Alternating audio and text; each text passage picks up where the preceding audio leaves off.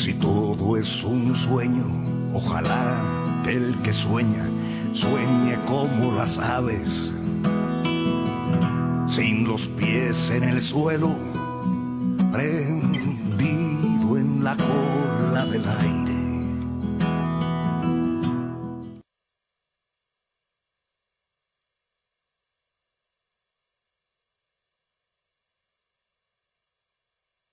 Gracias, amigas y amigos, muy buenas noches. Gracias por acompañarnos el día de ahora. Quiero primero agradecerle a los invitados, a los compañeros que nos acompañan, a Fernando desde Bolivia. Esperemos que en un momento más Pedro logre conectarse. Es muy importante su presencia, sobre todo porque queremos hablar de las conductas de la represión que se está ejerciendo contra los pueblos en Chile y en otros lugares de nuestra patria grande, Ecuador, Perú, Guatemala, y para qué olvidar o para qué renombrar Colombia, que selectivamente el gobierno está haciendo un asesinato selectivo de líderes sociales y políticos. A 4 años de la firma de paz en ese país, la derecha viola los acuerdos de paz y está atacando a los miembros de la FARC, los culpa de todos los males. Obviamente los medios de comunicación están al servicio de la derecha y no es el caso en Colombia, no es la excepción en Colombia.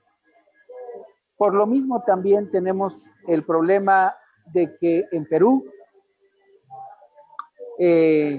la derecha llevó a la quiebra bajo la dirección de un hombre que no supo cómo ayudar a su pueblo y seguir la continuidad de las transformaciones. Lo mismo pasa en Ecuador, lo mismo pasa en Guatemala, que esta semana se despacharon con la cuchara grande reprimiendo a manifestaciones pacíficas. Esta es la razón por la que hoy vamos a hablar de la reacción de la derecha en América Latina, en nuestro hogar, en la patria grande. Por lo que le doy la bienvenida a Fernando desde Bolivia.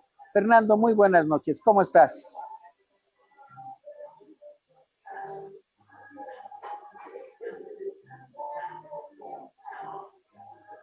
Fernando, ¿me escuchas? Creo que se pasmó su internet.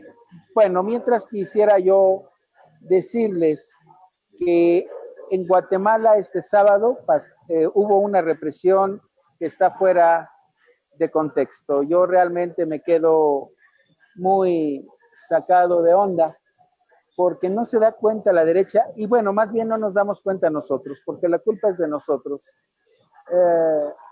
Queda muy claro de que en estos países hay una dirección neoliberal que quiere seguir los dictados del neoliberalismo y como países neocolonizados, lamentablemente se siguen los dictámenes del Fondo Monetario Internacional y de los grandes centros financieros. También creo que esa es la razón por la que en algunos casos se ha tenido que hacer uso de la represión por parte de la derecha al ya no poder seguir engañando y manipulando a los pueblos. Ese fue el caso de Guatemala este sábado pasado, donde algunos jóvenes fueron brutalmente reprimidos, algunos están muy graves. No sé si alguno de los 2 chicos haya fallecido, de los más graves que yo vi. Lo mismo pasa en Ecuador. Es realmente sorprendente cómo la gente en Ecuador se está defendiendo y está a riesgo de su vida. Le importa mucho la dignidad y mis respetos para esas mujeres de origen mesoamericano que con toda una actitud, con toda una cultura están defendiendo su dignidad. Perú, lo mismo. Hace más de una semana, la derecha puso a un títere en destitución de un presidente completamente fuera de su capacidad mental. Y siendo así las cosas, nombraron a un presidente de emergente que el pueblo se movilizó y lo quitó. Porque en el fondo eran continuadores de Fujimori. Y lo que nunca se pensaron, o lo que nunca pensaron en este caso, las personas que dirigen al Perú, es que la gente iba a estar pidiendo incluso un cambio de constitución. Afortunadamente esto nos ayuda y nos lleva a pensar que América Latina está despertando. Y cuando digo nos ayuda, me estoy refiriendo a todo aquello que es el movimiento de las masas, el movimiento del pueblo, jóvenes, mujeres, niños, ancianos, grupos sindicalistas, grupos de feministas, grupos de estudiantes, grupos de jóvenes, en fin, todos aquellos que hemos sido o que han sido explotados o marginados de la sociedad.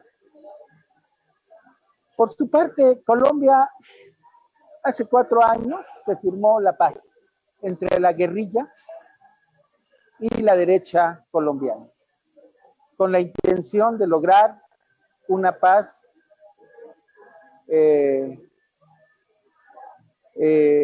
para que podamos o pueda tener una vida más tranquila después de medio siglo de luchas intestinas. Imagínense ustedes, compañeras y compañeros, amigas y amigos, que hace medio siglo Colombia vivía una guerra civil. Obviamente la derecha colombiana, siempre hablando mal de la izquierda, acusándola incluso de que son los causantes del narcotráfico. Y la verdad es que el narcotráfico siempre ha sido un negocio de la derecha.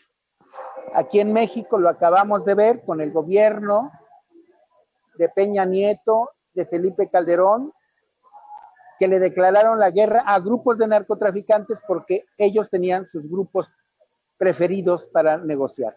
Pero parece ser que nuestro compañero Fernando desde Bolivia ya se conectó. ¿Estás ahí, Fernando? No te veo. Amigo Fernando. Sí, estoy acá conectado, escuchando atentamente tu intervención. Y estoy, tal vez, Gracias. A ver ahora. Sí, te veo perfecto, te veo perfecto. Oye, Fer, fíjate que quisiera que nos platicaras, tú como periodista y como un hombre que tiene bastante información. Uno, ¿cómo ves tú el panorama de América Latina? Porque es muy interesante.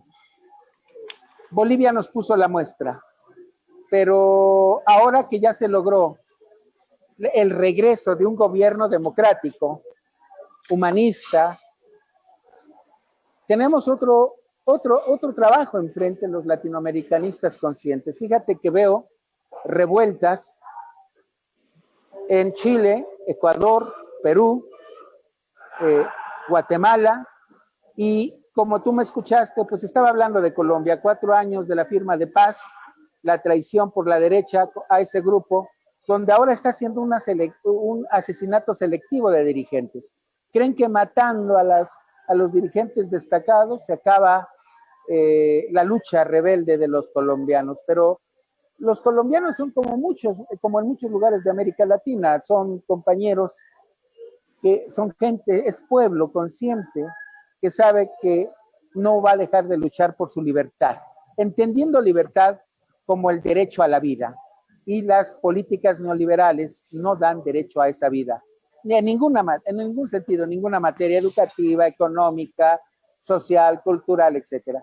En fin, y aparte, por supuesto, quiero que nos hagas el favor de comentarnos después y a unos días de haber llegado el gobierno democrático a Bolivia, ¿qué está pasando ahora? ¿Cómo está reaccionando la derecha? ¿Qué está pasando con los golpistas, con las cabezas visibles del golpismo? ¿Siguen en Bolivia? ¿Ya huyeron? Etcétera. Platícanos de eso, por favor, Fernando, dándote las gracias por tu colaboración e intervención.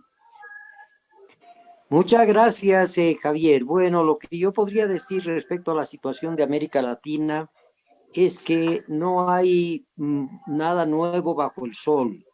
Yo creo que la represión en los países en los que tú has nombrado tiene una directa relación con los modelos económicos que se pretenden imponer a nuestros pueblos para facilitar el saqueo de sus recursos naturales y promoverlos como simples mercados de los productos de los países más desarrollados y en particular de las transnacionales que tienen en Estados Unidos su gobierno fundamental. Esto no es nuevo, yo creo que esto va a suceder permanentemente y la represión no es que a ellos les guste la represión, ellos la van a utilizar en la medida en que vean afectados sus intereses y no van a vacilar en ningún extremo para alcanzar esos fines.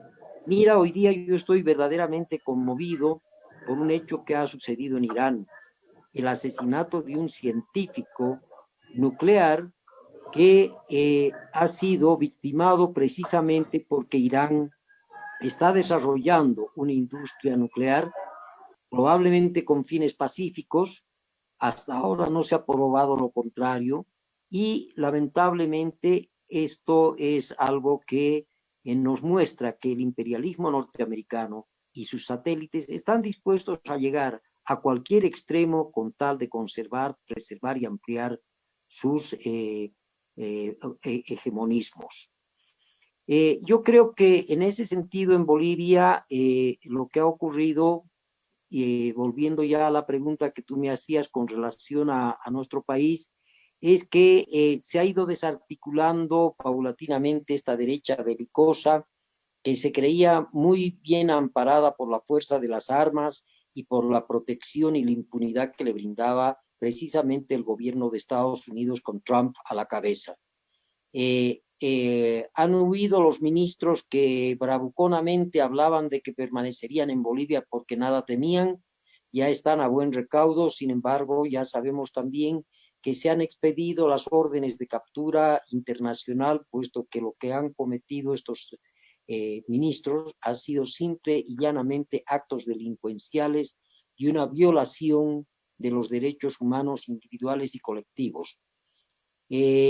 Además de ello, recientemente en esta semana se ha procedido también primero a la acusación formal en la Fiscalía contra un militar que ha sido uno de los culpables del asesinato y de la matanza en un pueblito cercano a la ciudad de Cochabamba. Este militar ha sido encausado, se le ha concedido la detención domiciliaria más una fianza, pero yo creo que esto es una expresión de la decisión del gobierno democrático encabezado por Luis Arce de iniciar un proceso de reconciliación, y todo proceso de reconciliación, para que sea verdadero, debe estar obviamente basado en la verdad, en la justicia y en la reparación de los daños y los actos delincuenciales que se han cometido. Yo creo que ese es el panorama ahora general. Yo creo que esto debe ser una lección permanente para todos nosotros y no ser de ninguna manera pusilánime con quienes han cometido este tipo de actos delincuenciales. A mí me duele particularmente Colombia. Como tú bien has mencionado, hace 4 años se ha firmado la paz allí, pero eso no es nuevo tampoco. Hace muchos años, otro grupo guerrillero, el M-19, firmó un convenio de paz con el gobierno de Colombia y luego de ello conformaron una organización política para participar en la vida política de Colombia. ¿Y cuál fue el resultado? Miles, decenas de miles de asesinados selectivamente, Y ese es el camino que le espera lamentablemente a las FARC por haber firmado un acuerdo pensando en la buena fe, con quienes nunca hay que tener confianza, con quienes nunca hay que bajar la guardia. Creo que ese sería el primer pantallazo que yo podría aportar al programa, querido Javier.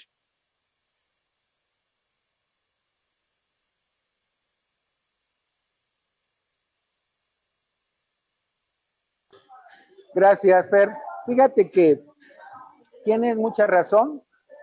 Los compañeros en Colombia que hace años firmaron la paz. No sé si entre esos estaba un hombre que era muy admirado, le llamaban Tiro Fijo como seudónimo, porque ellos eran parte de la guerrilla. Pero bueno, primero quiero hacer un comentario y una aclaración. La gente en América Latina se ha visto o se ve obligada a participar en la guerrilla, no porque le guste, sino porque no le queda de otra. Finalmente se violan no solo los derechos humanos, sino además la derecha ha intentado por todos los medios quitar de la participación política a la gente de izquierda. En América Latina tenemos a grupos muy rancios, muy podridos. No son capitalistas modernos, son aquellos que se quedaron anclados en el siglo XIX con políticas de control, de producción bastante limitadas, que por supuesto un país no industrializado, no modernizado en materia económica, pues es caldo de cultivo para los imperios porque ellos tienen maquinaria, tienen una economía que produce lo necesario para esos países que no son capaces de fabricar su propia alimentación, de tener o de sembrar su propia alimentación. Lamentablemente también tengo que decirles que, bueno, hoy en día hay muchos químicos que han ayudado a que enfermedades como la actual pandemia a través del COVID-19 pues matan a muchos seres humanos porque estos se encuentran muy débiles, ya no son aquellos seres resistentes que trabajaban en el campo o en actividades físicas, pero que además no tenían una alimentación tan tóxica, tan contaminante.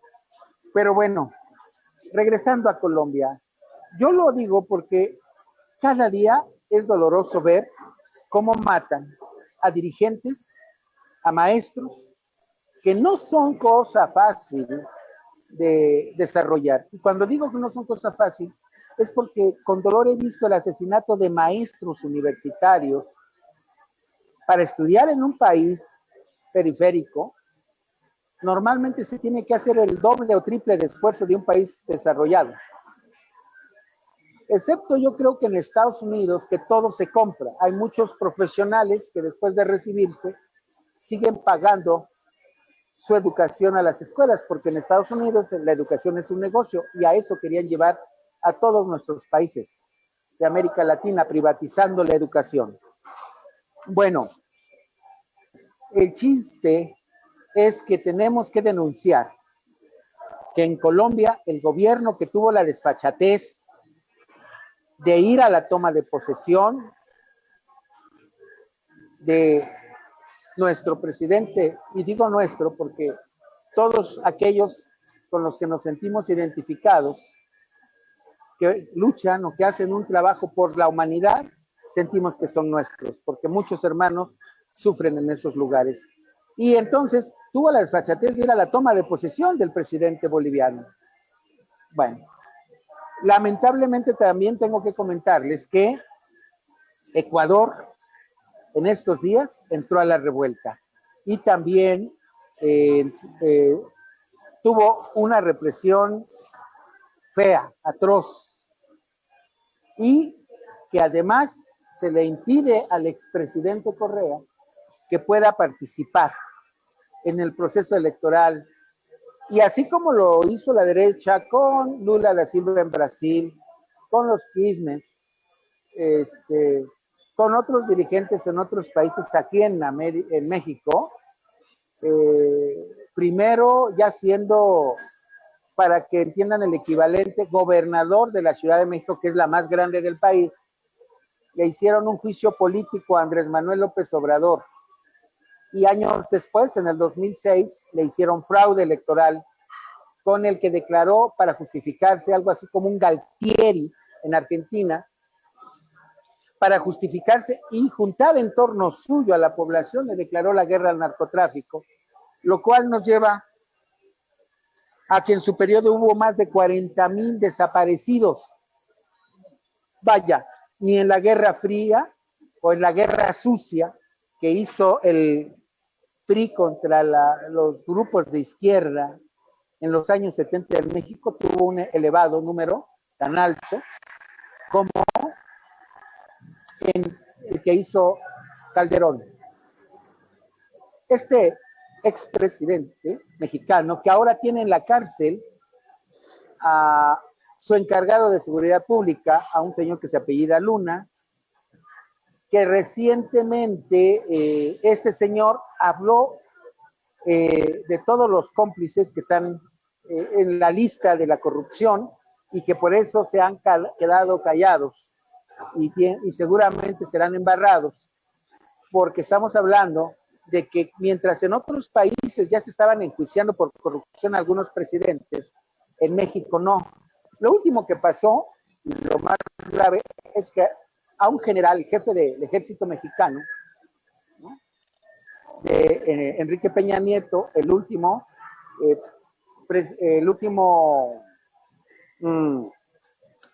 expresidente mexicano, también recientemente lo acaban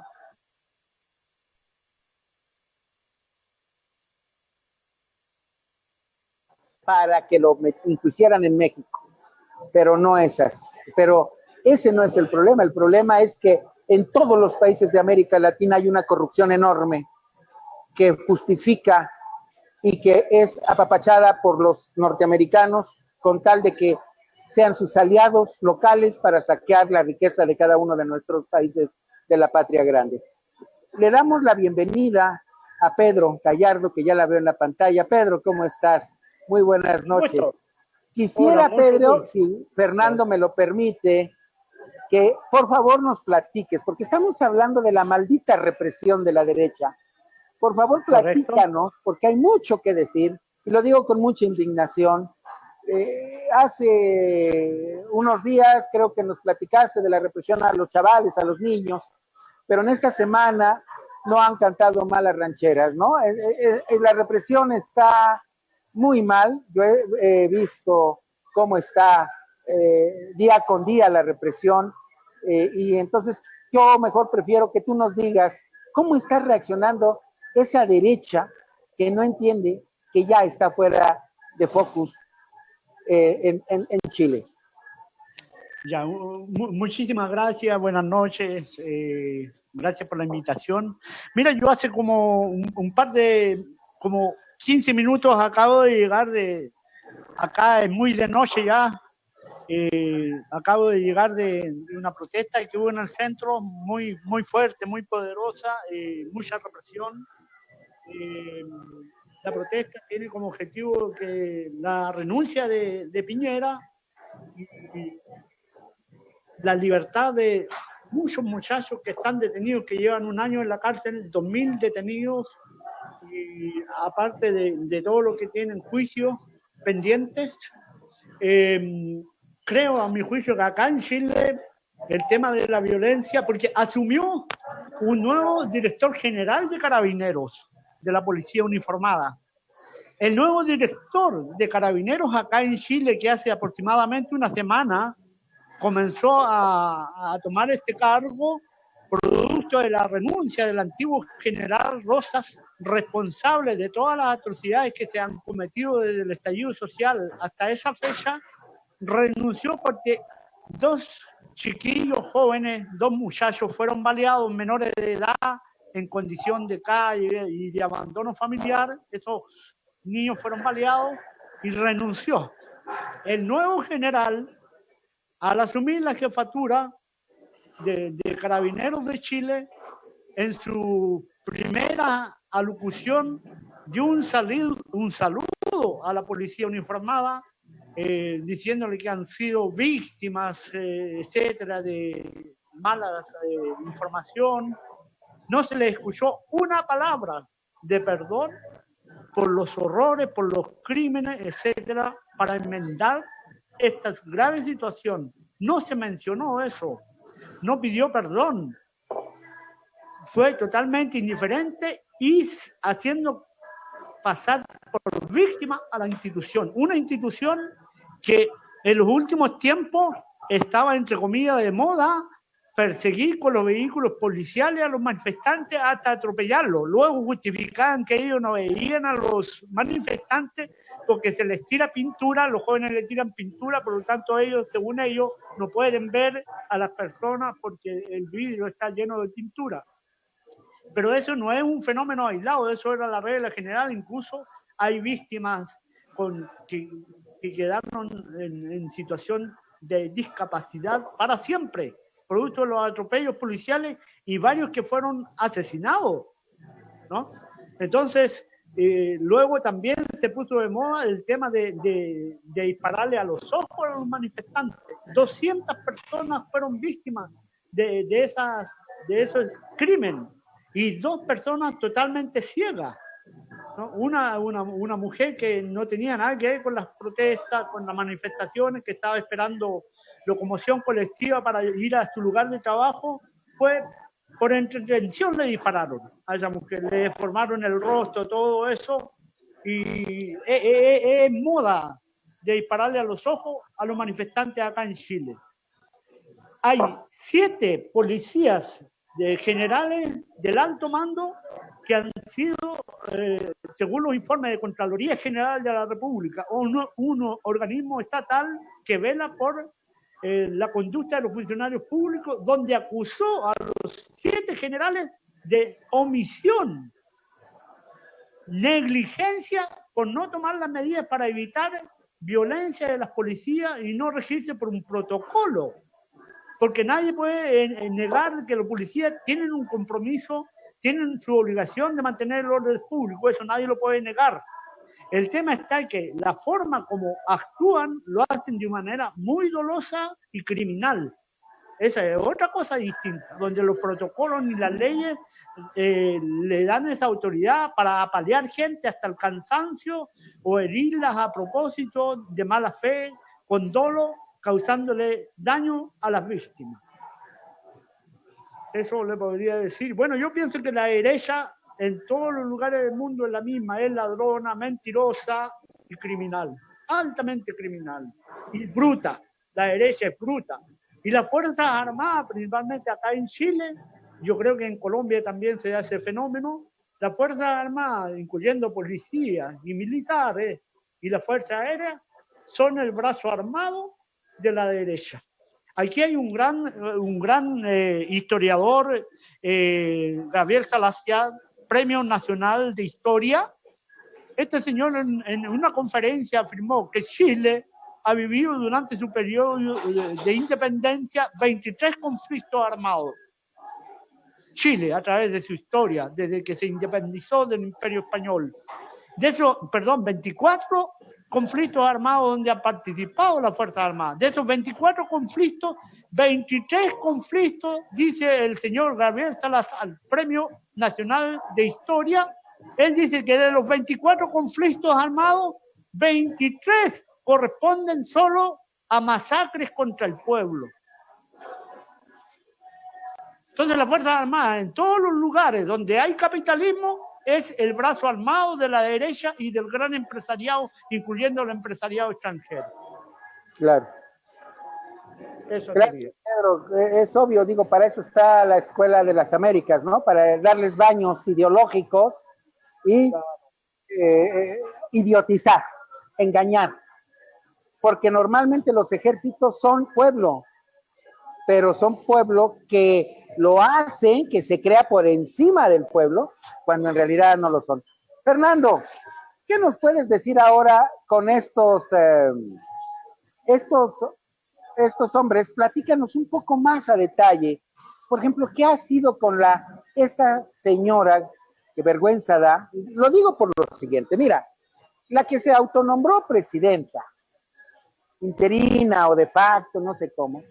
Fíjate que aquí tuve una discusión hace unos meses con una compañera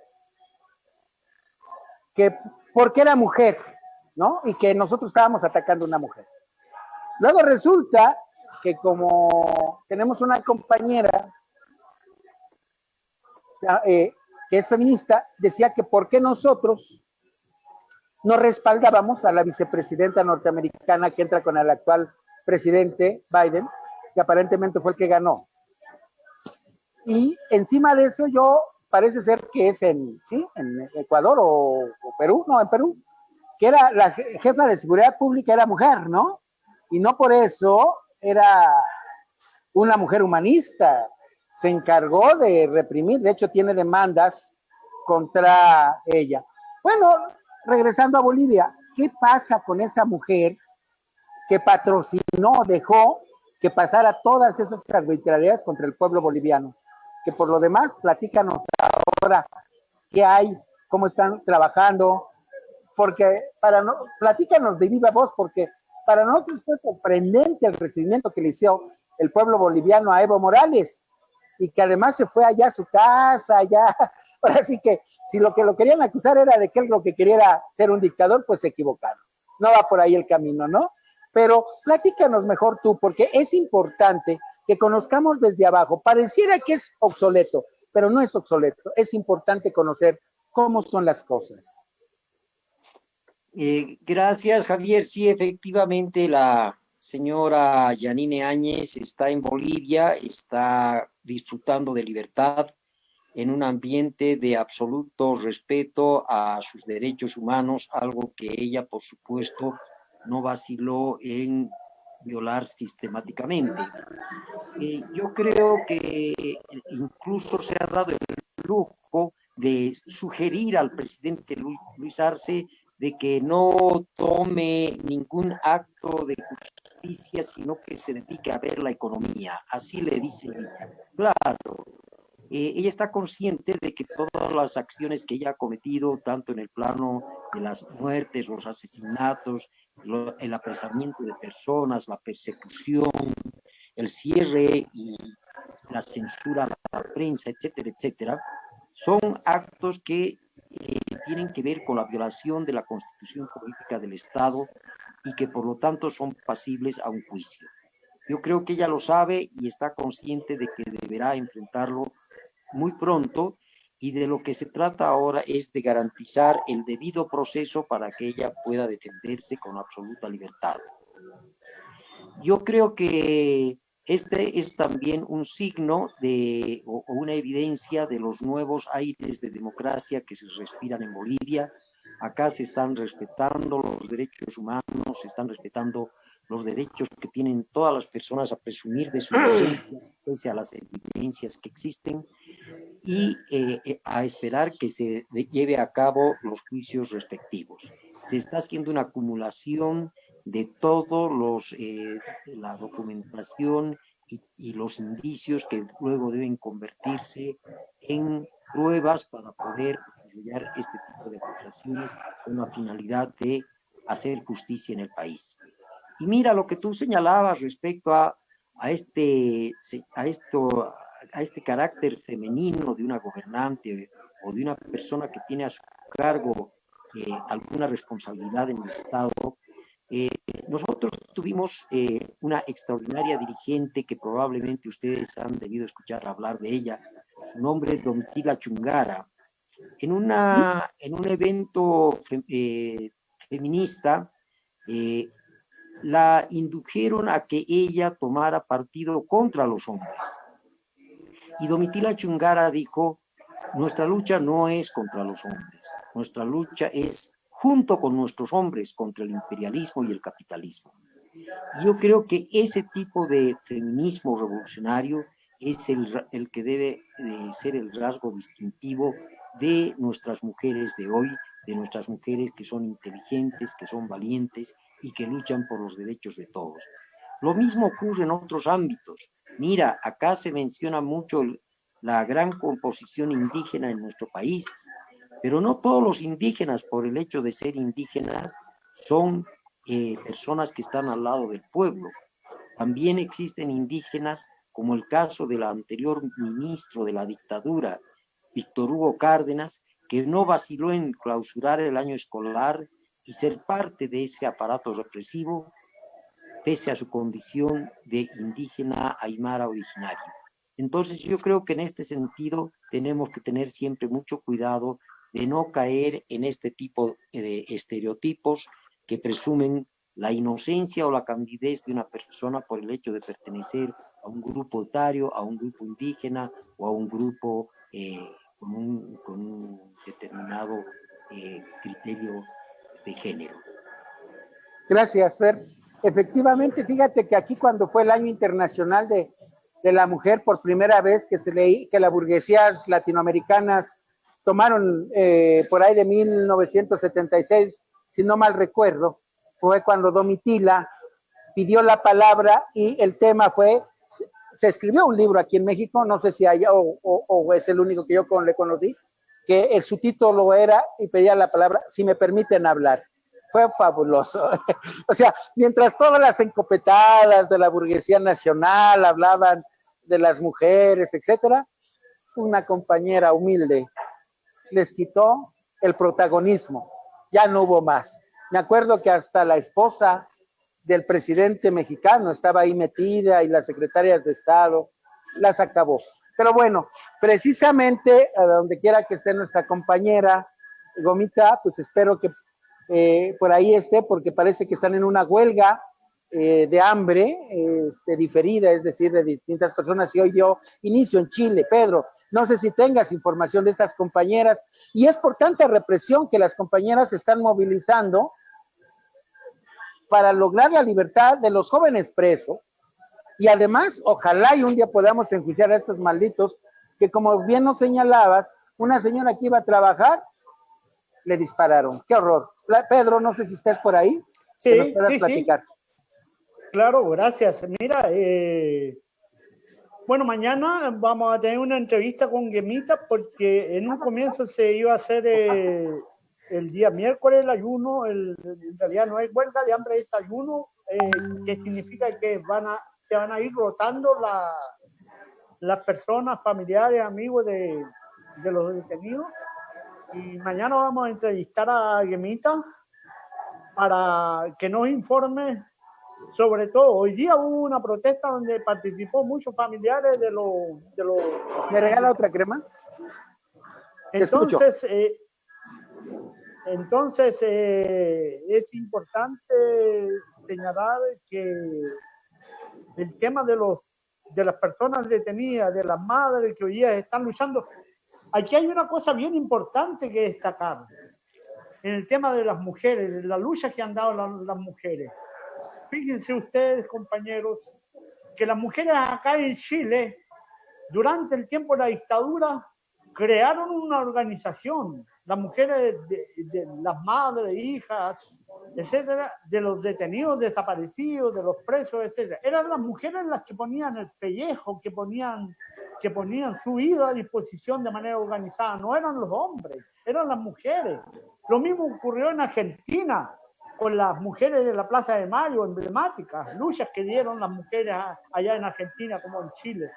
Las mujeres, cuando son luchadoras y son leales, ellos pueden dar la vida y tienen una mayor valentía, parece, que los hombres, cuando lo asumen con convicción. Yo les quiero decir una cosa a propósito del tema del feminismo. Me recuerda mucho la frase de Rosa Luxemburgo, al cual yo me identifico muchísimo. Una vez dijo Rosa Luxemburgo, en una frase histórica, que en el caso de las mujeres, que son humanamente diferentes y socialmente iguales. Ese es lo fundamental, es decir, en lo social las mujeres deben tener las mismas condiciones igualitarias que el hombre. Esta es la pelea que nosotros estamos. Esa es la pelea que deben dar las mujeres. Y solo nos diferencia en la parte humana, en lo biológico. No existen otras diferencias. No en lo social, ni en leyes sociales, en leyes laborales. Deben tener los mismos derechos las mismas obligaciones que los hombres, los mismos derechos. Una mujer de casa, acá en Chile, su trabajo no vale un peso. Yo escuchaba, por ejemplo, en el caso del presidente Chávez, cuando habló mucho de las mujeres, y él fue uno de los presidentes a nivel latinoamericano que luchó para que los derechos de las mujeres dueñas de casa se les valore su trabajo. Claro. Y eso es muy importante. Y en todos los gobiernos que se dicen progresistas, con una democracia directa y participativa, la mujer, el trabajo que realiza la mujer en casa debe ser reconocido como un trabajo laboral más, porque es tremendo lo que ellas hacen.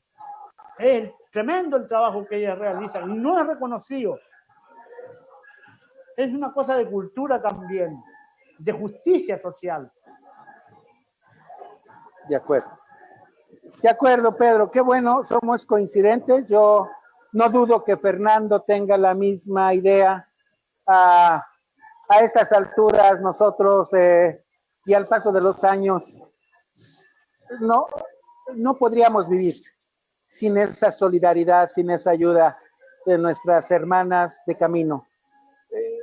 Es un absurdo no regresarles el respeto, el cariño. Y yo simple y sencillamente digo, yo no pretendo en ningún momento generar una lucha antifeminista, todo lo contrario, una lucha a favor de la mujer, pero de la mujer consciente, de aquella que lucha junto al hombre por la emancipación.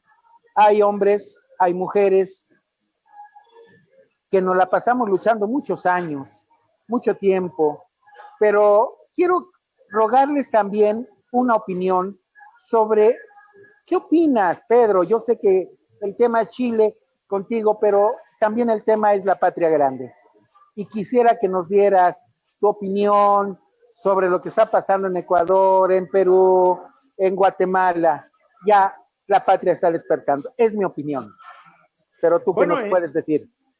Bueno, yo pienso que el sistema capitalista está en su fase terminal, pero el sistema capitalista puede ser destruido, no se destruye solo, no es una cosa así, como una ley que se va a acabar el capitalismo, tiene una lucha social.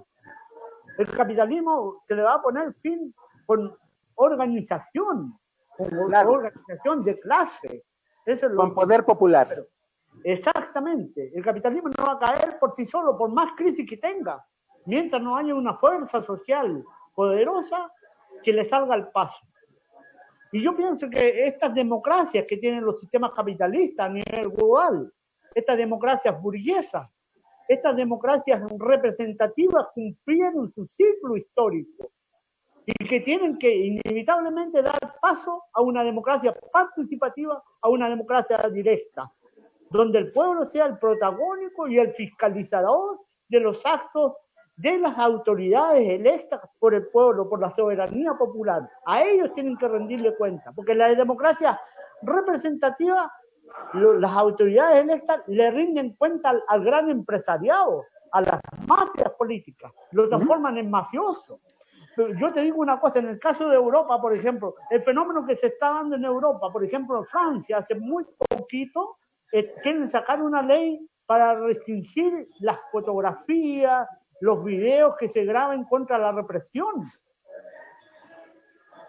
Eso es un grave atentado contra un derecho humano. Es decir, si algún comunicador popular le saca una fotografía o graba a un policía apaleando manifestantes hasta el cansancio, no va a ser el policía detenido, sino va a ser el tipo que lo está grabando.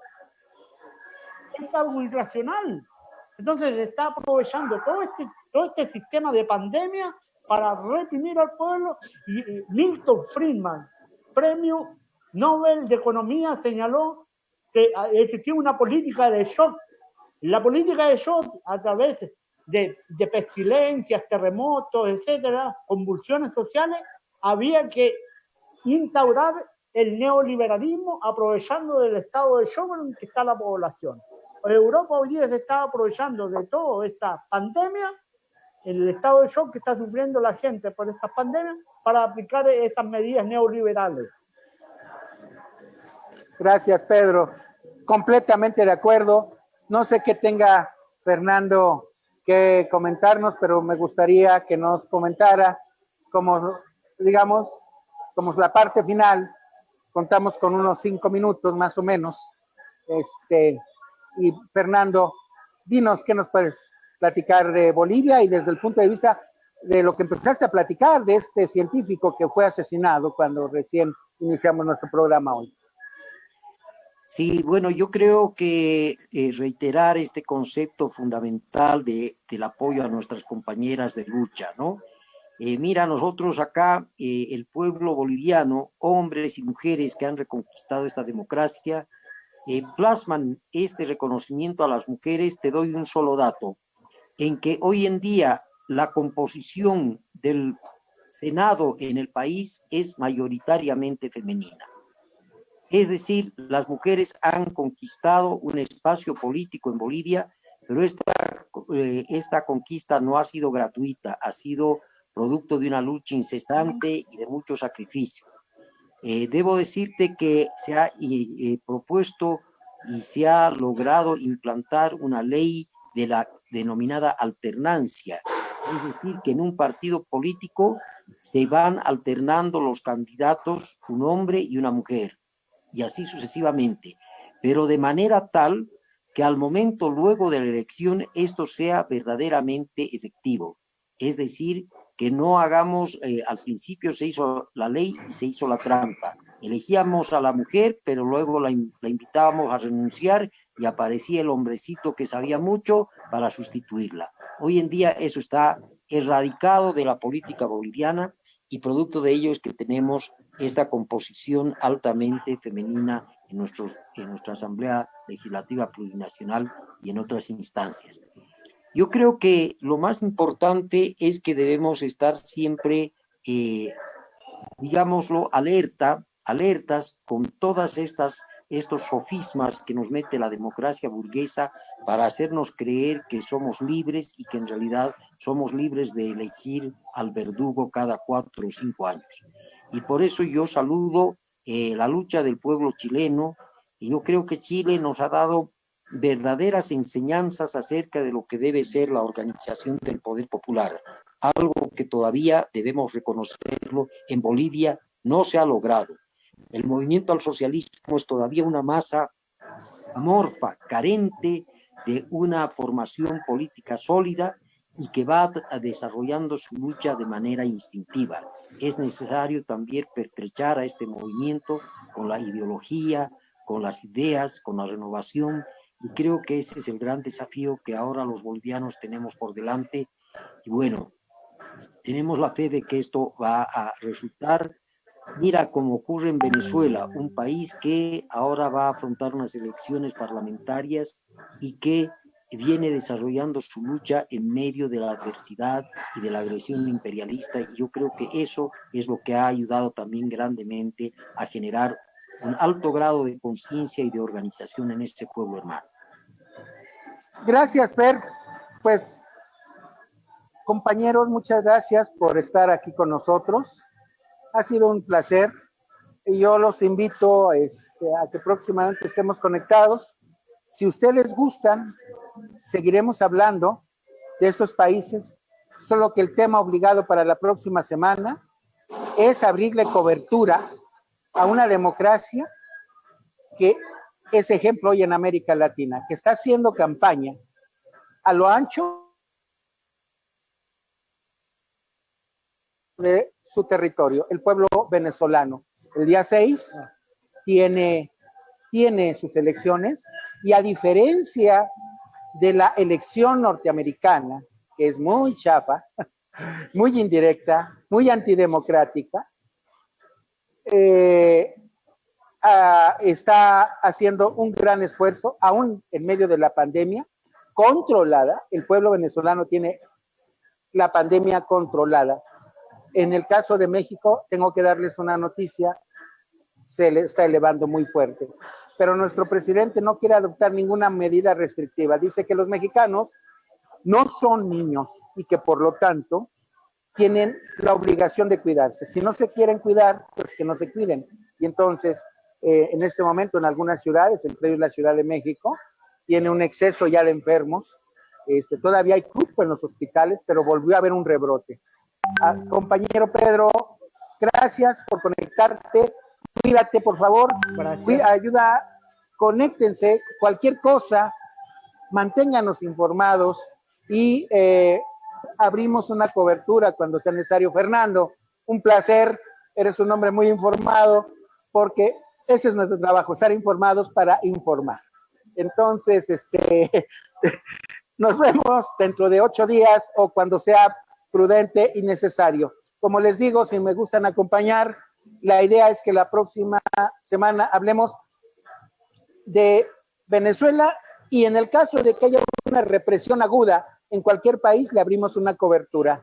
Pero quisiera yo, como hace 8 días que hablamos sobre las elecciones y la antidemocracia norteamericana, ahora hay que apoyar y abrirle cobertura en este espacio que fíjense que ya estoy muy contento porque este fue el primer programa que había para América Latina y no sé si por copia, por lo que quieran, hoy hay 5 programas como este sobre América Latina en México. Qué bueno, enhorabuena a todos aquellos que nos están siguiendo los pasos.